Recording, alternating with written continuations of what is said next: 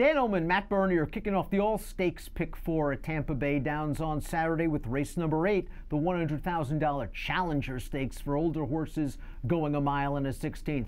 Get up early, bet early with DRF bets. You don't want to get shut out because you have a first post bonus on prep race Saturdays. Bet $25 to win on one horse in race number 1, whether it's at Aqueduct on Gotham Day, whether it's at Tampa Bay on Tampa Bay Derby Day, whether it's at Turfway for Jeff Ruby Stakes Day. You bet $25 to win on one horse, you get a $10 bonus. DRF.com/preps is where you need to go for all the details. Let's meet the field for the $100,000 Challenger Stakes.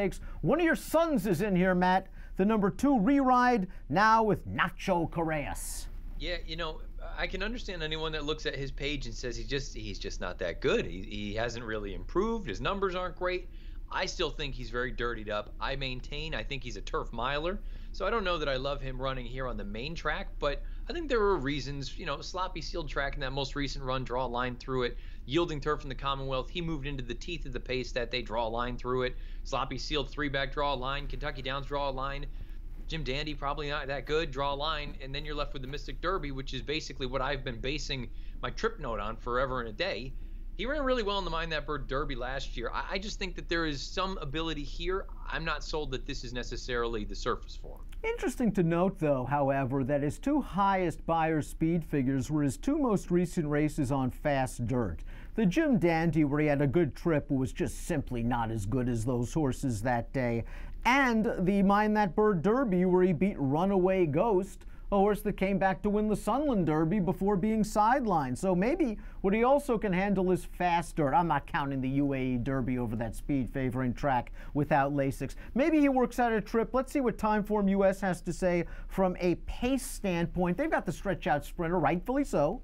Killybegg's Captain is expected to make the lead. Killybegg's Captain has won 3 out of his last 4 and is a rejuvenated horse for trainer John Terranova. This horse we could have had for $40,000 back in April of 2017. He has gotten better with age. And you want to talk about a big scalp? He took down a big scalp last time out in Imperial Hint.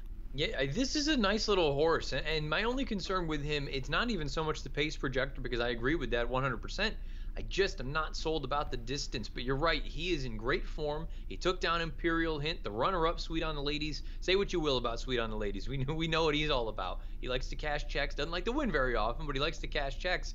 He came back and earned a 93 last weekend. So the form of the race, I think, is there. Again, I think he's talented. I just am very, very concerned about the distance. Me too. He's never gone 2 turns or a route on dirt in his career. This is start number 18. These guys know how to read a pedigree, but in the form he's in right now, why not take a shot in a short field for 6 figures? The 5 Bourbon Resolution returned off a lengthy layoff last time out, and Chris Landeros, I think, got a little bit lucky with Bourbon Resolution. He was rating comfortably down towards the inside. He advanced nicely on the turn, and he wanted to get out, and all of a sudden he was in a jackpot. And then his eyes opened like saucers because the rail opened up tremendously. Bourbon Resolution shot on through to win. All credit to Ian Wilkes, all credit to Landeros to get this horse ready off the long layoff.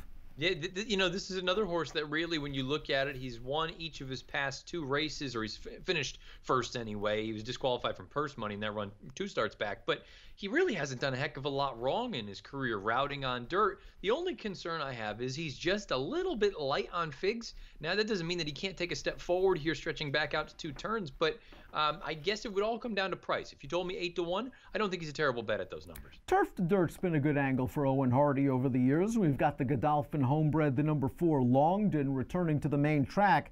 That being said, Longden was a disappointing odds-on 3rd 2 starts back in a non-winners of 2 other than optional claiming race. He's going to have to do better to win this.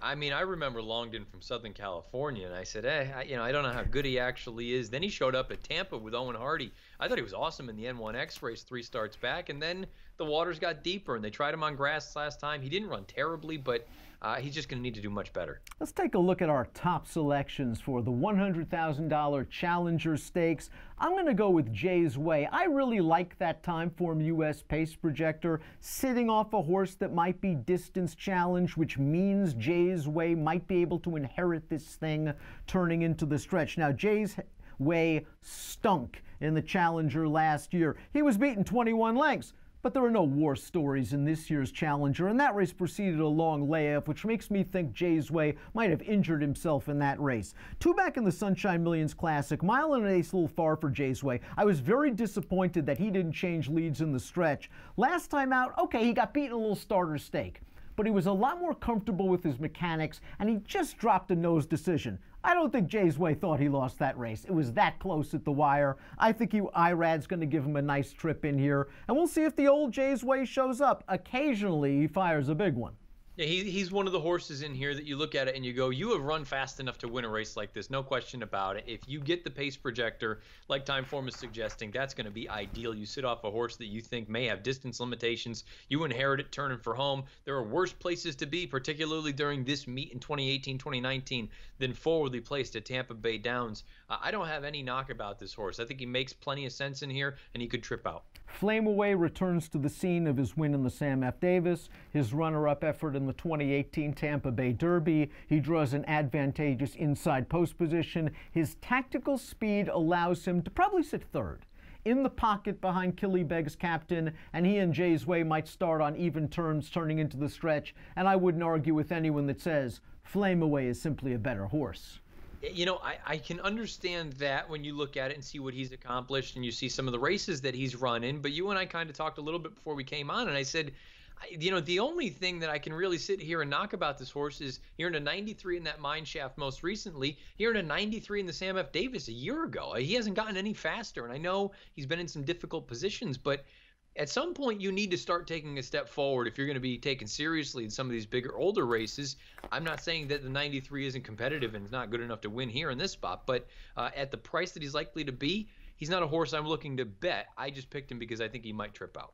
We're looking for an Ortiz brother exacta here. Jay's Way, I have Arad. I'm going 6-3-1-5. You're going Flame Away with Jose. Give me numbers. I went 1-6-2. Fun race, the $100,000 Challenger, kicking off the All-Stakes Pick 4 at Tampa Bay Downs on Saturday. And remember, you snooze, you lose with DRF bets. Get up early, bet your first post bonus. 25 to win on one horse in race 1 at either Aqueduct or Tampa Bay or Turfway. Get a $10 bonus. DRF.com/preps. Earn up to a $130 bonus this Kentucky Derby season. Approximate post time for the Challenger, 3:45 Eastern. Best of luck.